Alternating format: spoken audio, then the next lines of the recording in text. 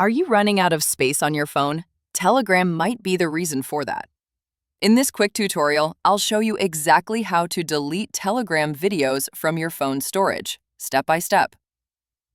Telegram automatically saves videos and media files to your device, which can take up a lot of space over time without you even realizing it. So let's open the Telegram app on our phone. And our job now is to access our settings page. So I will click on this little gear icon at the bottom right corner, and then you'll get to this section. This is where you'll be able to customize and edit a bunch of things related to your Telegram account. But I'm going to open this Data and Storage menu.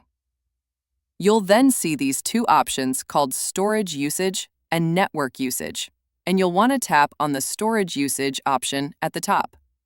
This will then show us a graph showcasing how much storage does each of the file types use on your phone's storage. You can see that the videos take up over 3 gigabytes of my storage space, which is a lot. In order to remove them from my phone's storage, I'll tap on this Clear Entire Cache and wait a couple of seconds until Telegram does its thing. This will remove all the cached files which Telegram has downloaded, including photos, files, videos, and other things. By doing this, you're going to free up a couple of gigabytes on your phone's storage space, and the app should run a bit smoother now.